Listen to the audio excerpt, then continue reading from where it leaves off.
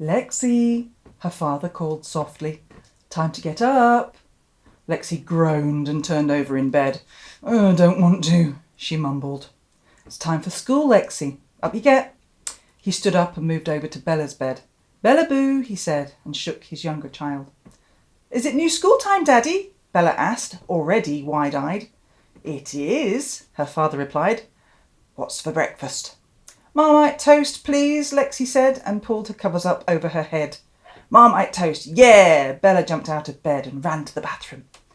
Duncan busied himself gathering up clothes off the floor and opened the curtains. Suddenly, Lexi threw back the covers. "Hang on a minute," she cried, swinging her legs over the bed and bounding to her desk. She picked up the last page of the calendar hanging on the wall. "It's the 11th of July, she said, pointing to the date. "I only finished school in June. I don't go back to school till the end of August." She looked at her father, an incredulous look on her face.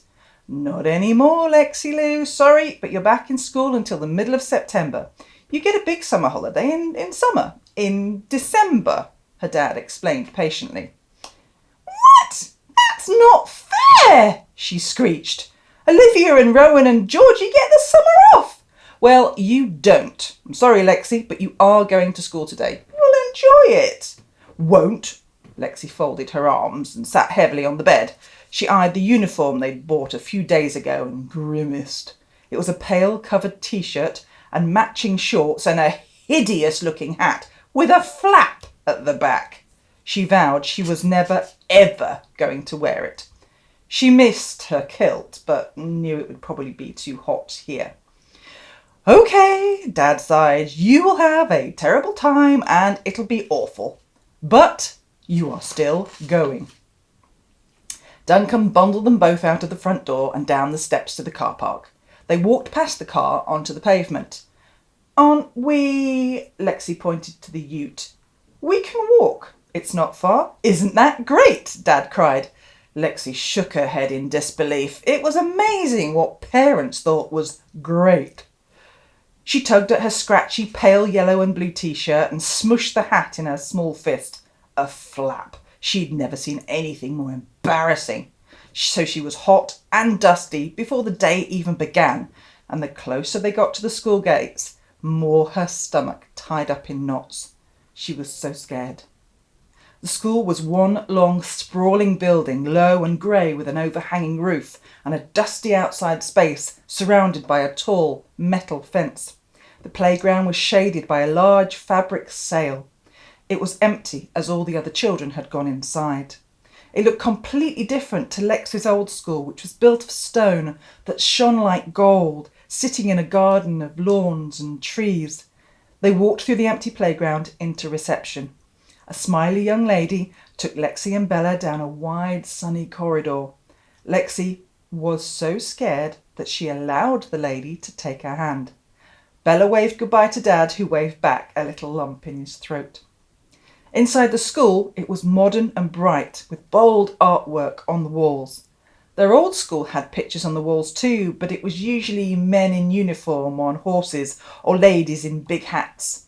Here, the light bounced off every surface and dust danced in the air like little sparkles of sun. Bella skipped to her new class and clapped her hands when she saw that Cousin Jude was already there. Lexi watched her go and tried to wave, but Bella was already gone. The receptionist led Lexi to the next classroom where she was met by her new teacher. "Hello, Alexandra. Welcome to Mooloolaba Primary. I'm Mrs. Cox. I'm very pleased to meet you." Lexi said nothing, but put a thumb in her mouth. Mrs. Cox led her to an empty chair and introduced the three children already there.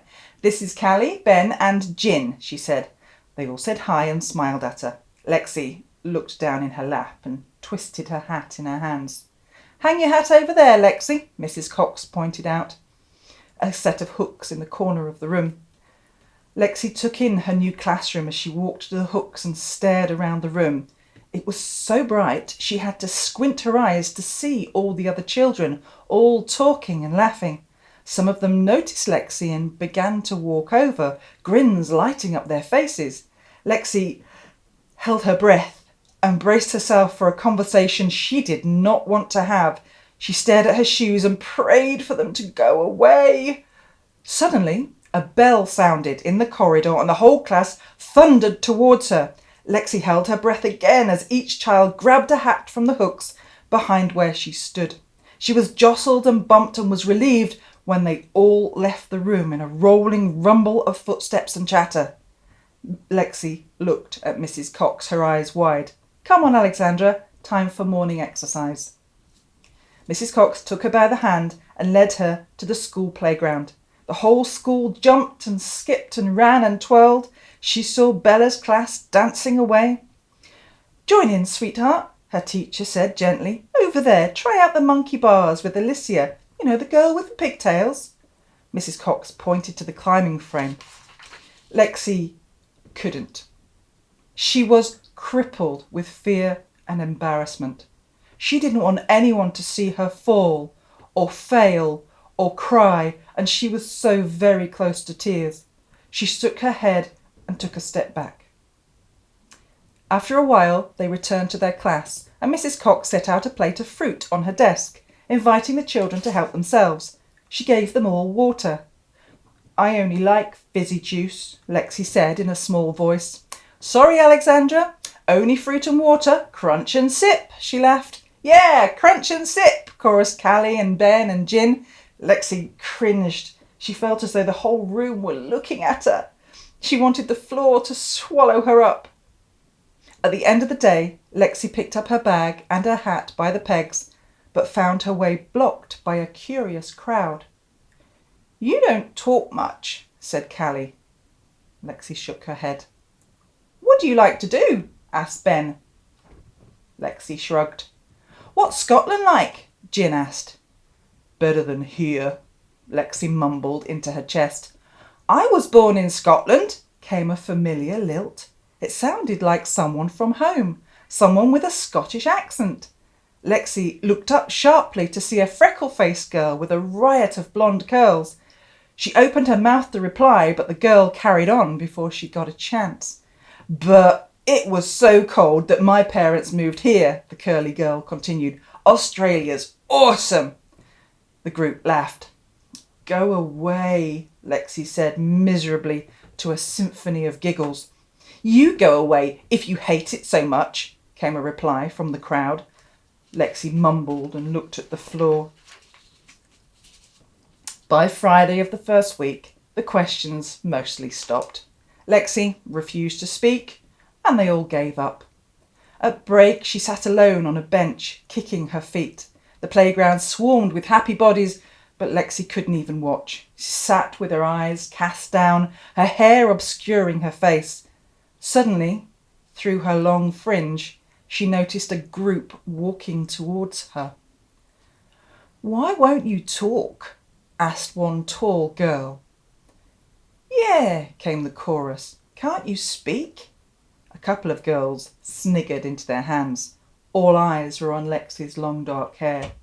"If you want to make friends, you need to say something," another girl said, a little kindlier than the first. The others agreed with her. Lexi wrung her hands in her lap, feeling hot and irritated by the burning sun and all the bodies surrounding her. She felt almost like a caged animal being teased. It was too much. "I don't want to make friends with any of you," she yelled, screwing up her face. She squeezed her eyes shut and pressed her fists into her temples. "All right, girls, that's enough." Mrs. Cox strolled up, and with her calm, deep voice dispersed the crowd. Lexi sat in the same position until Mrs. Cox took her hand and led her gently indoors. "What is wrong?" Mrs. Cox asked. "I want to go back to Scotland." "Well, I'd love to return to Russia, but sometimes we have to look forward, not back." Lexi looked at her with new eyes. Mrs. Cox looked just like a normal Australian woman. "You're not alone, Lexi," she said kindly, and then got up and left. Lexi knew her temper had got the better of her once again, and no one would want to be her friend now. She didn't know where to begin. She'd never had to make friends before. All her Scottish friends had been there for as long as she could remember. At the end of the day, she picked up her hat and bag from the cloakroom pegs as Alicia walked past. Alicia, where do you live? Lexi asked, as brightly as she could manage. Huh? Alicia turned to Lexi. Did the new girl actually speak to her? Do you live close to school? I live in Mountain View Apartments, Lexi tried again. Oh yeah, I live on Pacific Boulevard. Oh, I don't know where that is, Lexi confessed, not sure what to ask next. Well, you would know if you were invited to my party, but you're not, because you've been mean all week. Alicia pulled on her hat and disappeared out of the door, swinging her bag onto her shoulder. Lexi took her own hat and bag and slouched out of the building. She couldn't deny it. She deserved every word Alicia said.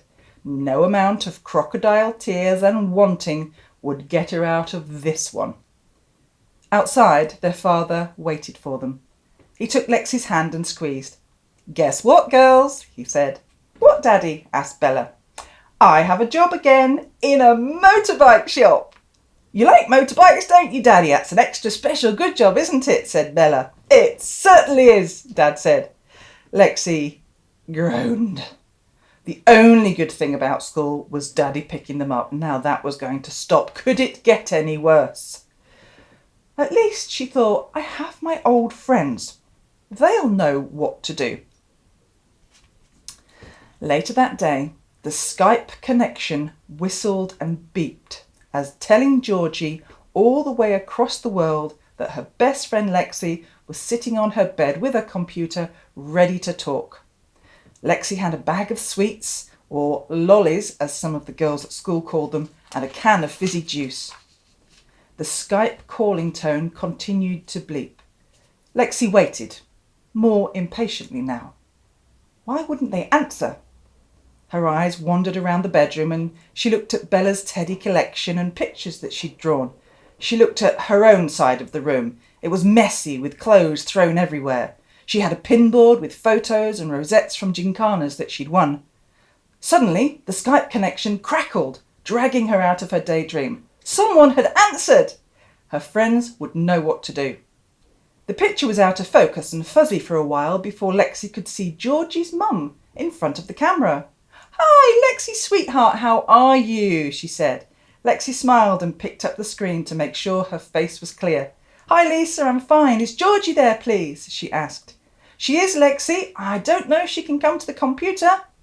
Georgie's mum picked up the tablet and began walking with it through the house. It's Georgie's party today, she said. Did you forget? There's loads of people here, so let me see if I can find her, she said as she moved through the familiar house. Lexi's face fell.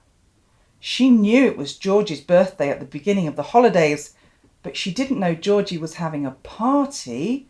Georgie hadn't mentioned it. Okay, she said in a small voice.